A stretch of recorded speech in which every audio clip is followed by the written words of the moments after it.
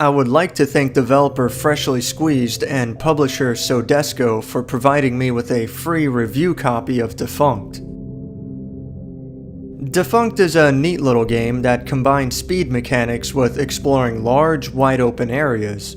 There's not a whole lot to it, and it's an extremely short game, but what's there is pretty cool and well worth checking out. The story tells of a robot in need of repairs, but on his way to the station he is accidentally sent down the garbage chute and ejected onto the planet below. He must now traverse the land, catch up with his ship, and hope for some way to get back on. There's no spoken dialogue and not much in the way of characters, but as far as minimalist stories go, this one is pulled off fairly well. The few cutscenes are short and get their message across clearly.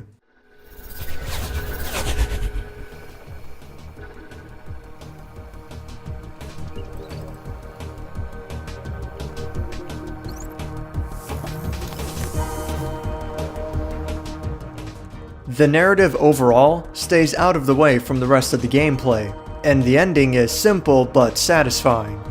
The graphics hit a nice sweet spot for me. I like the low polygon look, and while this isn't the best example due to its poor texture work, it does well enough to get by and look pleasing. The music is completely forgettable and gets a little repetitive, but the game is short enough that it should be over far before it gets on your nerves. The controls are the big love it or hate it of the game. They're awkward as hell and don't really feel like they work properly. If you never manage to get used to them, then you're gonna end up absolutely hating this game. For starters, there's no camera control. The right stick does nothing. The robot can slowly move forward by holding down the circle button, the triangle button allows it to stick to surfaces, and the cross button jumps. The left joystick turns left and right, and pulling back hits the brakes, but pushing forward does nothing, which is weird and takes getting used to. The main feature of the game and the way that you generate speed lies with the R2 button, which activates the robot's gravitational pull. Holding down R2 while going down a slope will increase your speed, but doing so while going uphill will slow you down and pull you back. Thus, there's a constant push and pull mechanic of recognizing when to activate the gravity boost and when to let go. And it's a little trickier than it sounds. It does make traversal pretty fun though, and several maps are left wide open with plenty of rolling hills to experiment with racking up speed and launching off ramps. If the game could have somehow revolved around this concept entirely, then this might have evolved into a really cool playground experience. Unfortunately, a good half of the game is based on awkward platforming and exploring the land for keys to open the next door and proceed with the game. Without any grasp on the camera and only a loose control over your speed, this leads to a mostly frustrating experience, and that's why I say the controls don't really work properly. This game isn't made for careful maneuvers, but that's what you end up doing half the time. The best parts are racking up speed and trying to figure out how to get from point A to point B as quickly as possible. Interestingly enough, one of the levels is a race against AI opponents, and I get the feeling that this could have worked well as a full game on its own, with a variety of racetracks and maybe some weapon power-ups scattered about. But that's not what we get here. All that said and done, this is far from a bad game.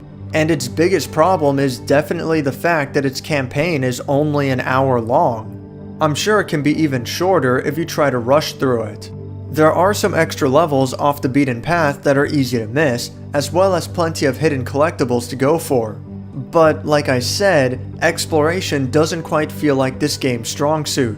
Still, if the idea of the game sounds cool to you, then I say go for it. This is a nice little indie game for, what, $2, $3? No, this is a $15 game on both PlayStation 4 and Xbox One, and it's $10 on Steam.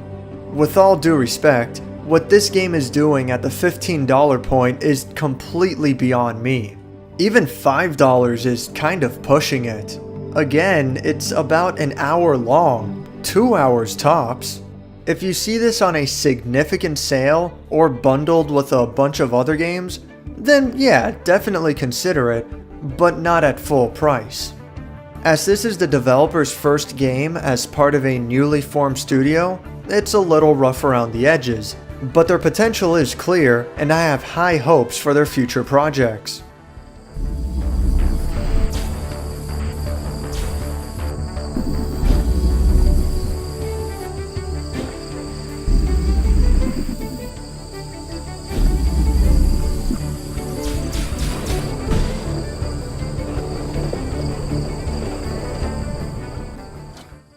Thank you for watching my review of Defunct.